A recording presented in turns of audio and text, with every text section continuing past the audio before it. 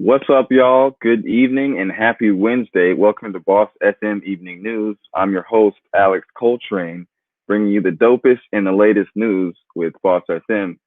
Today we have, a couple of Netflix updates on its upcoming movie lineup, Mitch McConnell having a change of tune on Trump, and a lot more as we wind down this Wednesday. So stay tuned and check it out. Wake the streets up. Yeah, yeah. Okay. Wake the streets up. Okay. Come on. Okay. Wake the streets up. Yeah, yeah. Come on. Wake the streets up. Yeah, yeah. Okay. All right, y'all. Starting us off, as of 2021, Netflix's new film calendar plans to release some new films every week of this year. Yeah, that's right. Every week of this year, 2021. Now, I'm sure we're going to have some flops in there, some doozies and some misses, but I think we can all rest assured that they're going to be better than the Hulu originals.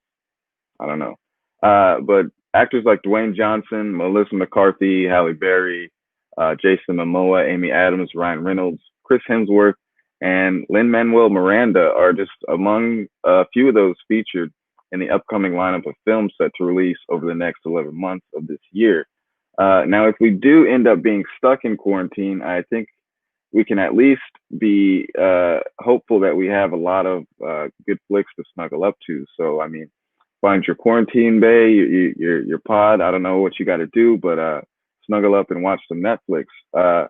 I don't know about y'all. Did you catch The Old Guard or Devil All the Time? Those are some hits that came off of Netflix, and they were two of Netflix's biggest streaming movies last year.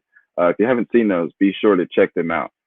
New Netflix film Malcolm and Marie features two of our new up-and-coming favorites, Zendaya and John David Washington, who was featured in Black Klansman and Tenet.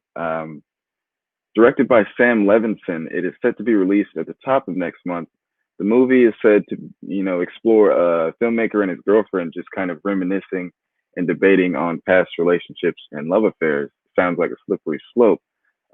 Tensions are supposed to get high and emotions run wild in the new feature coming to Netflix in February. Definitely check that one out. I will be, but I will watch anything with Zendaya in it, so I'll be there.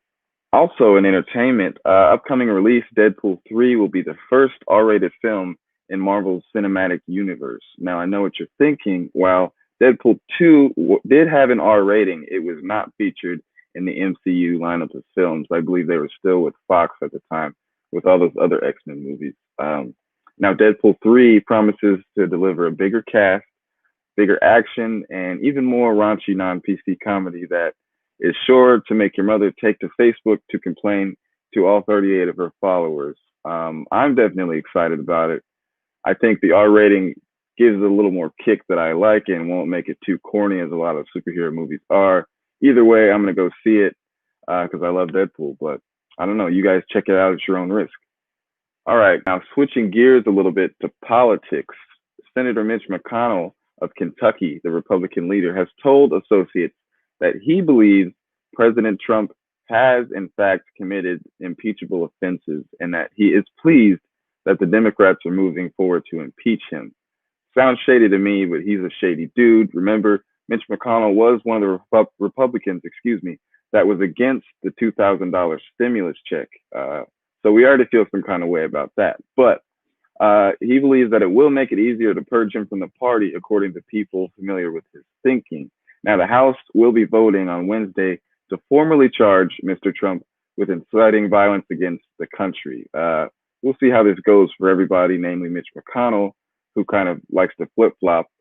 He did have his house vandalized in the state of Kentucky back on January 3rd.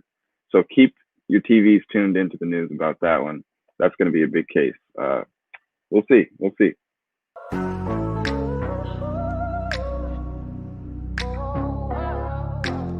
Okay, now y'all may have Taco Tuesday where you stay at, but in my house, we celebrate Wind Down Wednesday. So I'm going to put you guys on game real quick.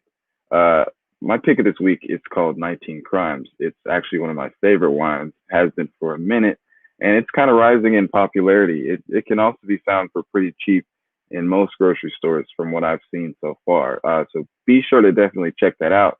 19 Crimes features several different flavors of reds if you're into that, and actually another additional special treat if you collect all the bottles. So after downloading the app, you can scan the face of various war criminals found on the front of the bottle with your camera, and you can actually hear their story in real time, straight from their mouths, like a little weird VR experience. It's really neat. It's kind of odd, but I don't know. Check it out. It's as spooky as it is delicious. So let me know what you guys think of that one. All right, guys, that is it for your Wednesday evening news. Be sure to tune in tomorrow evening at 8:30 p.m. for more news updates with Boss FM. And don't forget to tune in tomorrow morning at 10:30 a.m. with Christian and Megan for some more entertainment news with Boss FM. And if you'd like to rewatch our shows, as always, they will be available for replay on our Boss FM app and all of our social media platforms. Thanks again for tuning in. It's your host, Alex Coltrane, and y'all have a boss evening. See you.